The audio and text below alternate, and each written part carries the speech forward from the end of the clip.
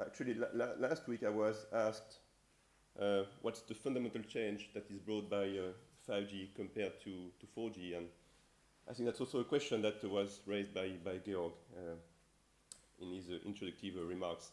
So actually, in my perspective, the main difference that is brought by 5G is that the previous generation were each made for a specific purpose, a specific service. With 5G, that's not the case. 5G, we made it to address all the possible services we could think about at the very first studies about 5G, but also we made some provisions so that 5G can deliver any type of service in the future, including services that we have no idea at the moment, because this is what happened in the previous generations. So here on this triangle, you can see what are the main extreme services that 5G is being designed to deliver. And we have some further enhancements about services that are brought today by 4G. So this is enhanced mobile broadband with higher data rates being provided more consistently across the coverage of operators. This is further extensions of the massive IoT, so higher numbers of devices with always better energy efficiency, so longer battery lives. And there is one new thing which cannot be delivered today by 4G. This is what we call ultra reliability and ultra low latency. And this reliability means that when you transmit a packet, you have some guarantee up to an extremely low probability of failure that this packet will be delivered within a given time window, which depends on the application. And the requirement that we have today in standardization is a reliability of 99.999%, so for the packet to be delivered correctly within a 1 millisecond delay. And within the space that is created by all those extreme services, you have, of course, a very high number of services that will be in the middle that will require a certain amount of high data rate with a certain amount of reliability, but not the extreme reliability together with the extreme data rate. Another dimension which is extremely important for us and which is not about service delivery, it's about the efficiency of our networks.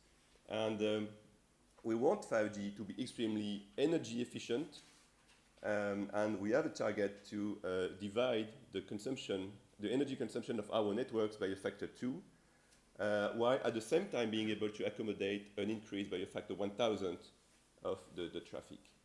And the last point, which is also very important for us, is that we want to be able to deploy networks where today it's not affordable to do so. And in particular, there are some regions in Africa or in other emerging countries where the revenues of the people do not enable them to pay the same amount of a subscription as we have in Europe, and that prevents operators to deploy networks in those areas, just because it's not economically sustainable. And we want with 5G take the opportunity of this new generation to be able to offer some internet access with some networks whose cost is much less than what we have today, so to provide connection to the populations which are deprived from that at the moment. Oops.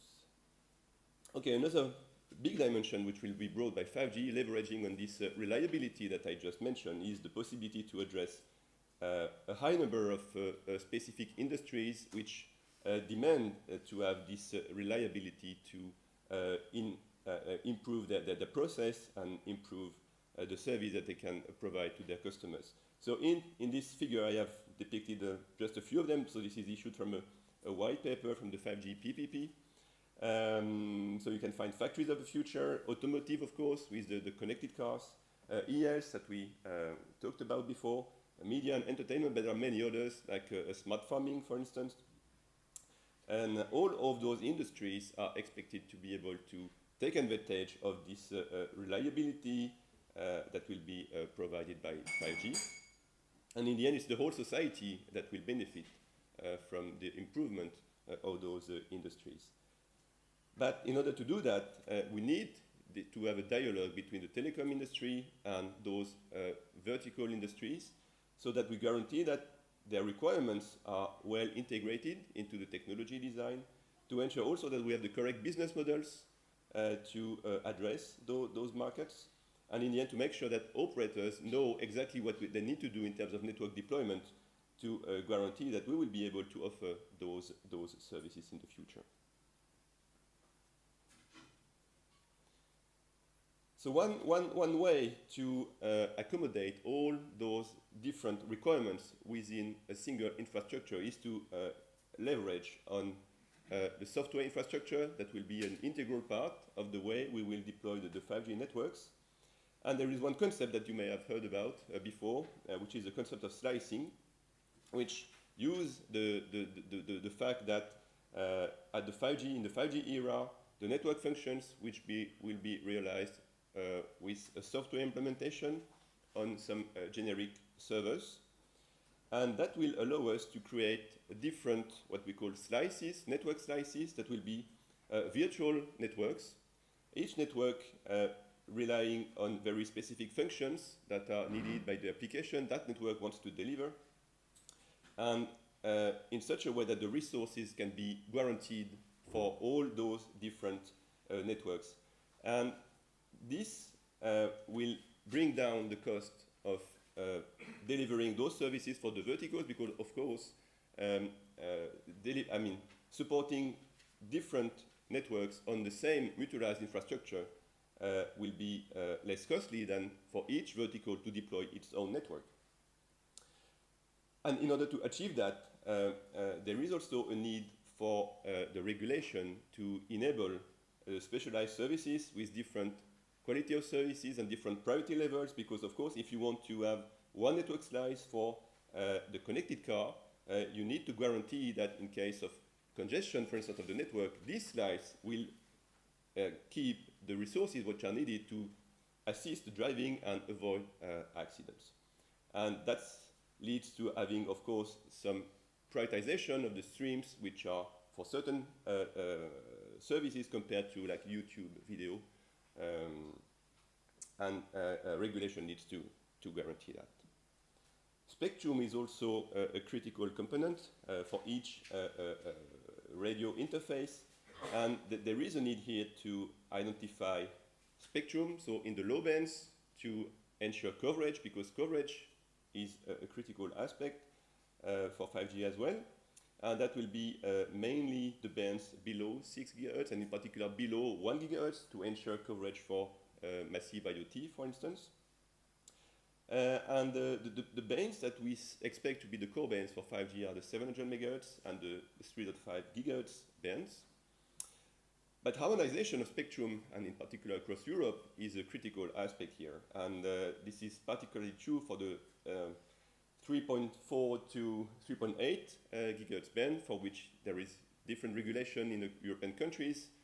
And we really need to make sure that we will have some harmonized availability of those bands across Europe if we want to ensure that we will have some efficient implementation of 5G by 2020.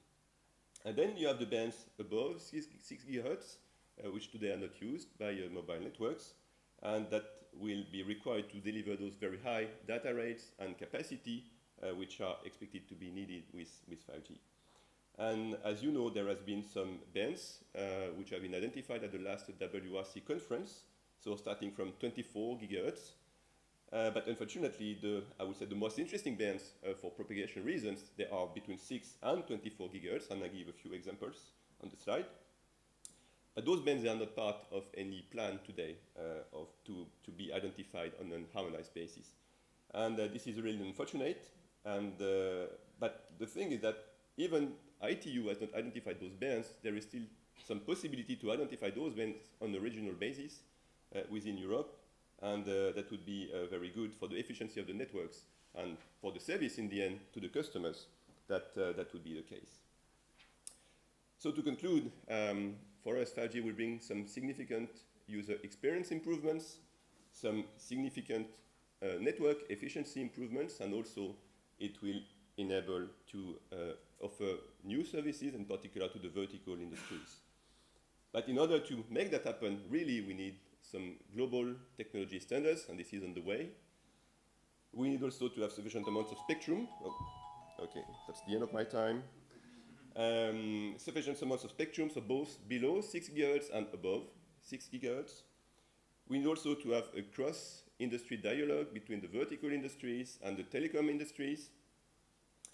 And we need in the end to have a regulatory environment that encourages investment and that also facilitates deployments. And in particular, to remove the barriers that can prevent us to densify easily the network, because densification will be a key also to ensure the right coverage everywhere. And as I said, to enable specialized services. Thank you.